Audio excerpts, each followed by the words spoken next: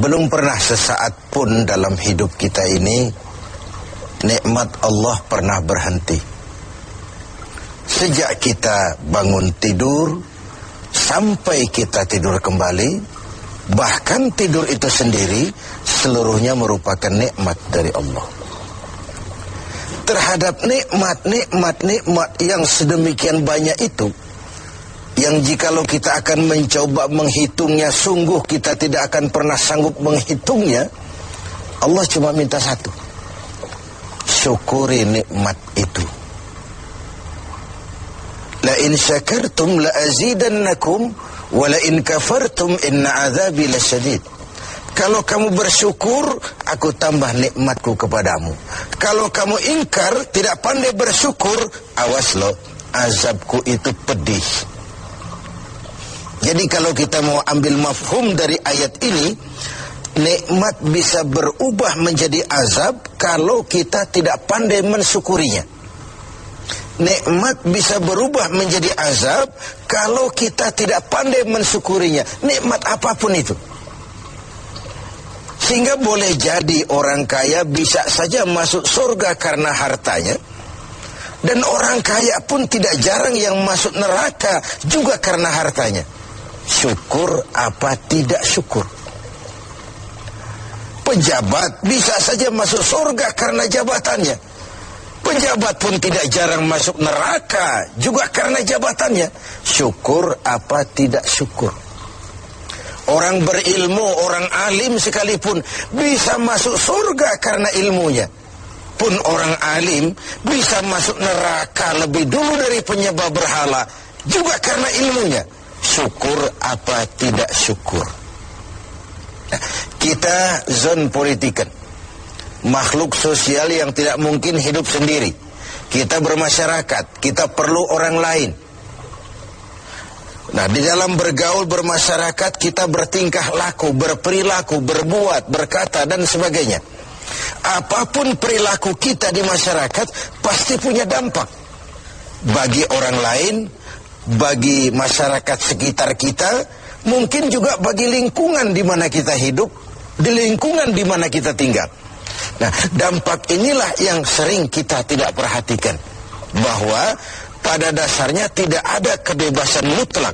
Kebebasan kita dibatasi kebebasan orang lain. Satu contoh yang gampang. Saya beli radio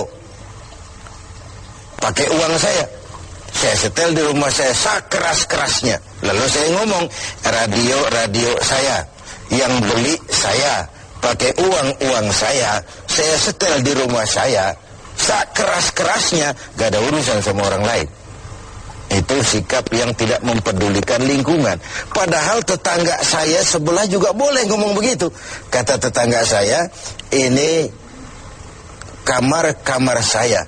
Saya tidur di dalamnya. Mata saya yang ngantuk saya. Kenapa suara radio kamu masuk ke kamar saya? Nah, ketika itu kebebasan saya menyetel radio dibatasi oleh kebebasan tetangga saya yang mau tidur. Disinilah terjadinya sikap saling menghormati, sehingga perilaku kita terkendali. Nanti akan kita bicarakan bagaimana pengaruh puasa dalam hal mengendalikan perilaku kita sebagai manusia.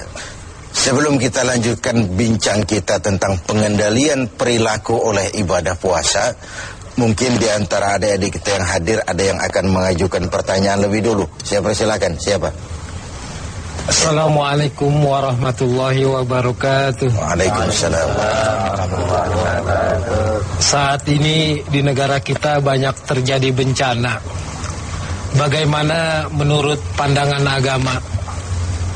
Ya, sesuatu yang aktual, tetapi mungkin nanti dari pembicaraan ini akan runtun mengarah kepada jawaban atas pertanyaan tadi, karena saya lihat ada sinkronnya, ada kesinambungan. Begini, tadi di awal pembicaraan kita membicarakan ayat, kalau kamu bersyukur aku tambah nikmatku kepadamu. Kalau kamu ingkar, awas, azabku itu pedih.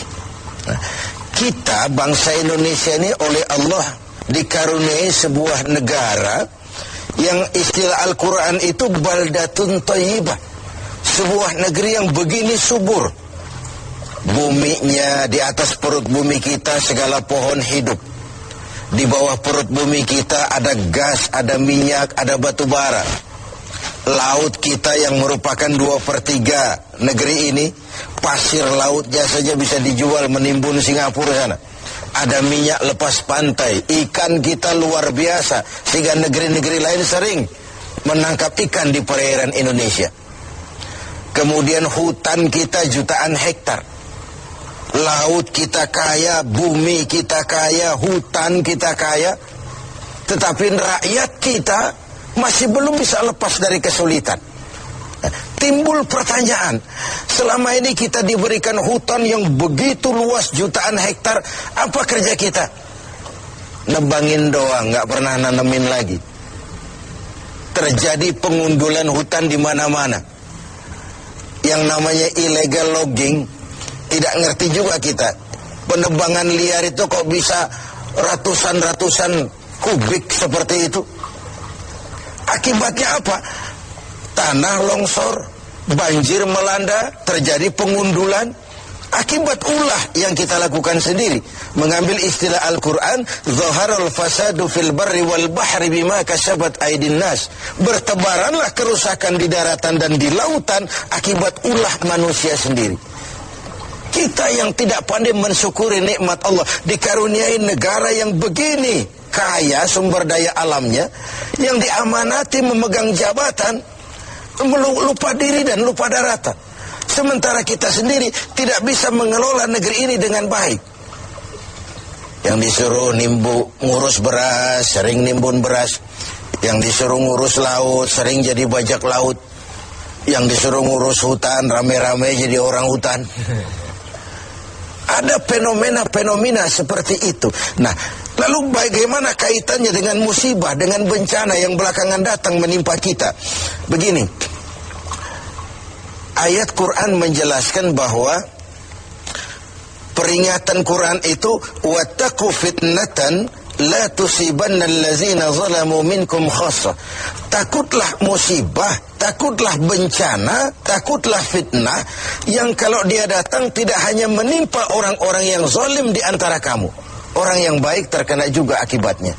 Nah, dengan kata lain, dilihat dari sisi ayat ini, kenapa bencana terjadi? Ini akibat dosa borongan. Borongan itu kalau sudah borongan namanya, yang benar ikut kelibet juga.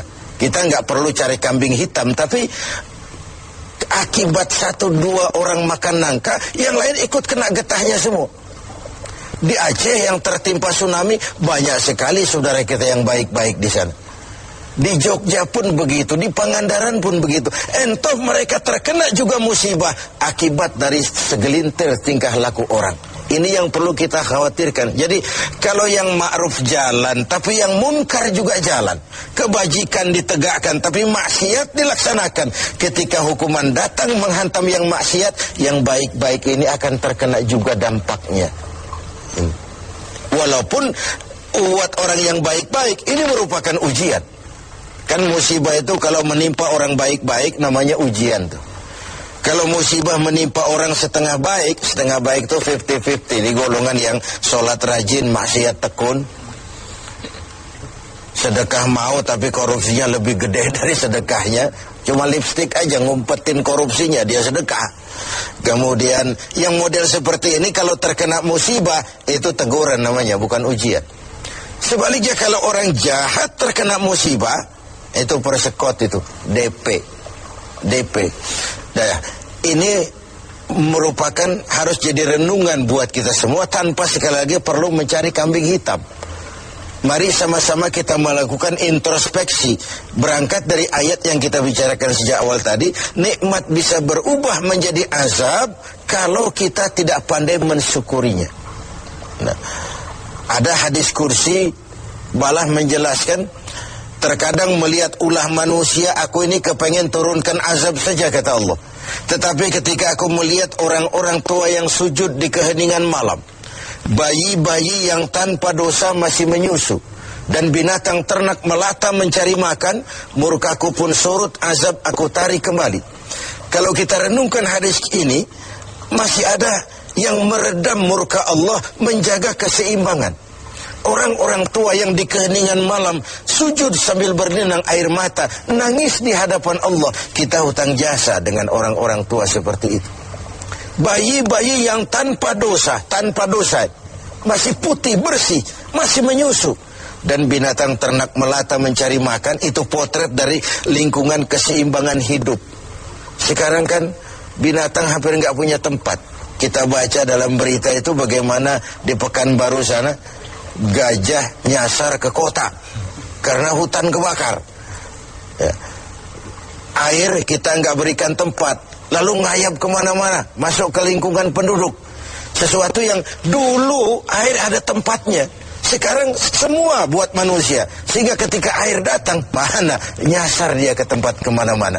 Ini sebuah potret bahwa kalau masih ada orang-orang yang sujud kepada Allah tengah malam sambil berlinang air mata, masih ada putra-putra bersih tanpa dosa, masih terjaga lingkungan hidup, bencana tidak akan sebanyak ini.